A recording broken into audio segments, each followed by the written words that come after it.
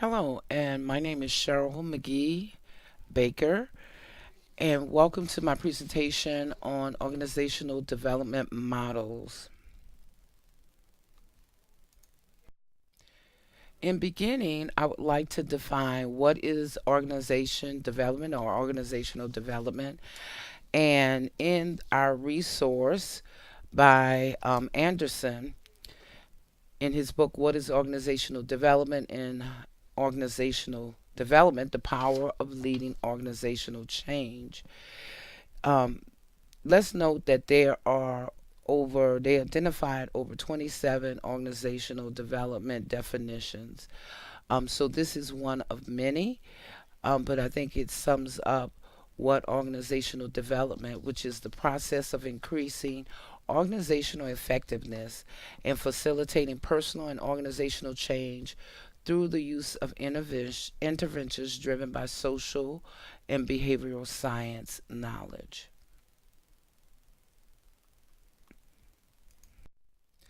Let's take a look at the OD models and founding models.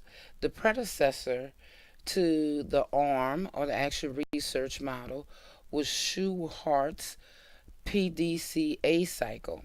It was developed in the 1920s as a model to explain the necessity for ongoing organizational improvement and a process through which such continuous improvement was to happen. At the plan stage, decisions are made about what might be done to improve the organization and its processes, using a variety of decision making tools. At the do stage, those plans are carried out in a pilot or trial implementation. And at the check stage, it suggests, or it could be suggesting suggested or called study at this stage. Measurements are taken to determine whether the pilot implementation did, in fact, result in the changes desired. And then, lastly but not least, the act stage, the process, if successful, is implemented. Whether successful or unsuccessful, the next stage is to begin the cycle all over again with a plan stage.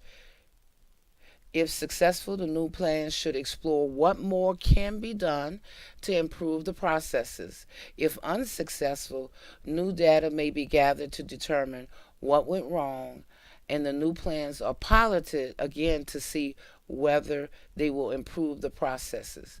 This emphasis of the plan, do, check, and act model actually emphasizes continuous improvement.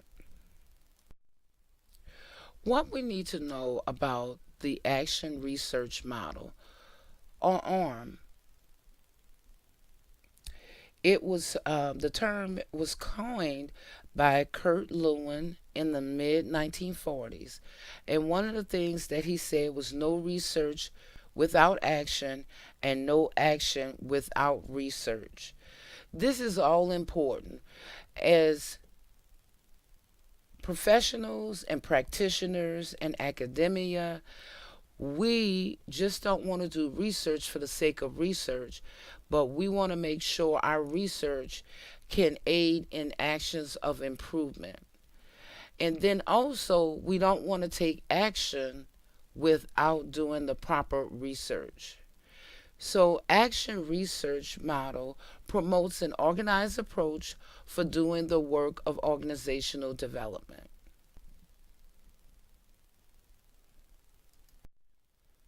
Born out of the Action Research Model, we have the organizational development process. This process helps OD professionals to do the work of change within organization. It is a participatory process. We're not doing for the client, but doing with the client. And in the process, we have 8 components. Let's look at the first 2 components. The first component is entry. During this component, The OD professional is meeting with potential clients. The main focus here is to agree to working together, assess the readiness of the organization for change, and agreement on the particulars of how the OD professional and the client will work together to get the change done. The second step is startup. This portion of the ODP components identifies basic elements that are put into place, such as identifying clients, the client's team that the organizational professional will work with. So we're identifying the basic elements. We're identifying the who and what. Who will we work with um, in the effort of implementing change and starting change. The third component is assessment and feedback, also called analysis or diagnosis.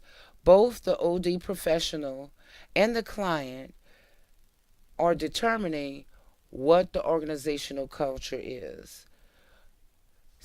The fourth component is the action plan. This is where, following the analysis or diagnosis, plans are developed on how to move forward, identify goals and objectives, and how to accomplish them.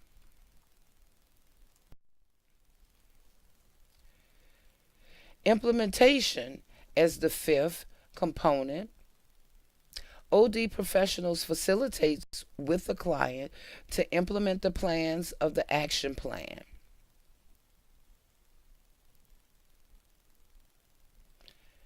Or, as we call in the OD field, introduce the intervention. The sixth component, evaluation. The organizational development consultant or practitioner or professional and the client determine if the intervention achieved the objectives of the plan. The seventh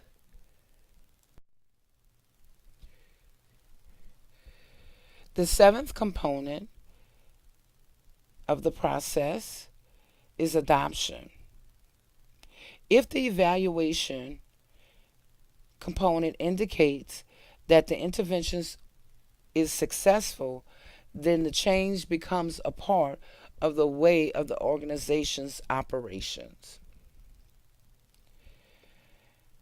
And lastly, component 8 is separation.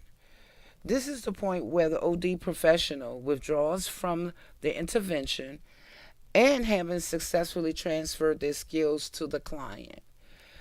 Now, this can mean two different things.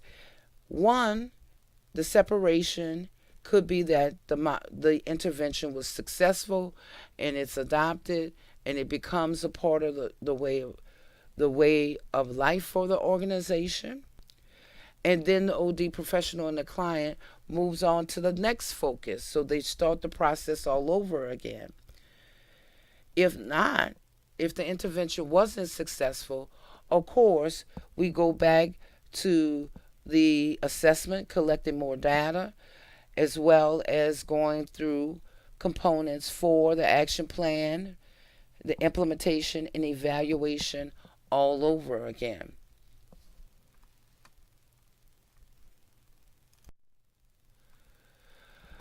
Let's look at an alternative model in OD development. And a more one is the appreciative inquiry model. This model focuses on a narrative approach to unearth only positive aspects of the organization's culture.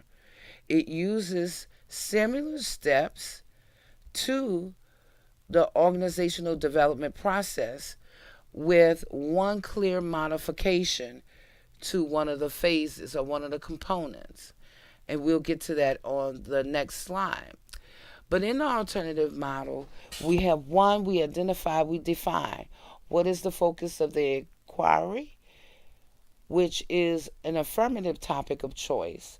For example, within an organization, it talks about and it asks when you're surveying and discovery, in the discovery process, you're asking how what happened when the organization was at its best? What was going on internally and externally to discover what was happening and appreciating that time frame of the organization. So the first part of the model, we have the definition, clarifying what's the focus, discovery, what gives life, the best of what the organization is, and appreciating that, and then dream, what might be, what is the envisioning for the organization and what they hope to achieve through their organizational development or change process. Design, so what should be, what's the ideal, how do we construct what worked well in the past to address what change is needed now. Then we have destiny and delivery. How do we empower, learn, and adjust and improvise? Innovation. How do we innovate what the design is, what the dream is, and what we have discovered about when we were our best? So the alternative model is really focusing on strengths.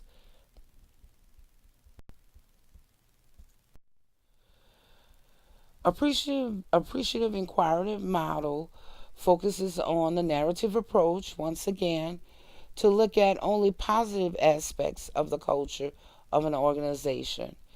It also uses steps of the organizational development process with modification.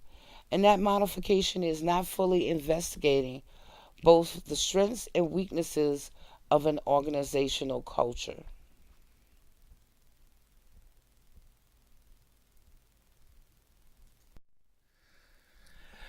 Lastly, I would like to present one of the things as I was going through the organizational development information, definitions, processes, and models.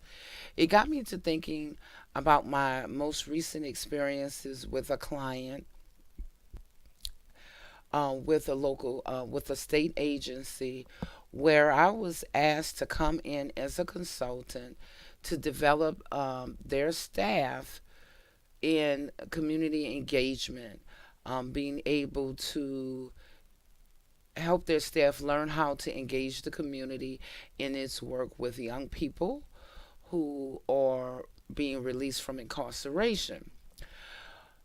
In that, I designed a full training package for them, whereby I would do training on community engagement, identifying assets in the respective communities, creating those relationships out in the community, and how they can build connections so that youth are successful once they return to their communities.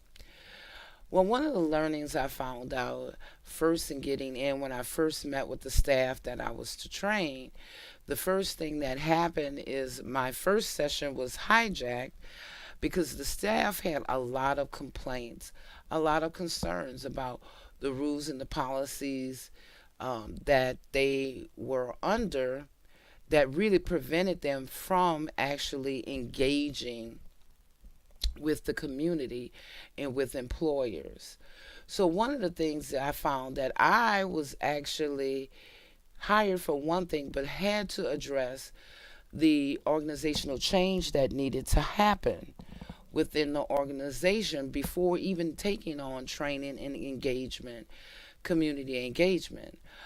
So some of the learnings I learned: always perform an organizational assessment and determine what are the strengths and weaknesses, the barriers, the potential barriers to being able to complete the work, and plan for the improvement and change management.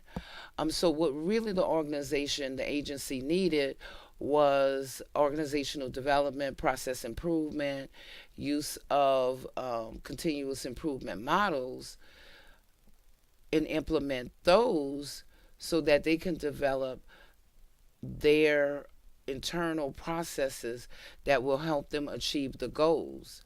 I had to address everything from, supplies needed to help youth transition, to developing key core curriculums, identifying curriculums that will help the staff actually prepare the youth for engagement.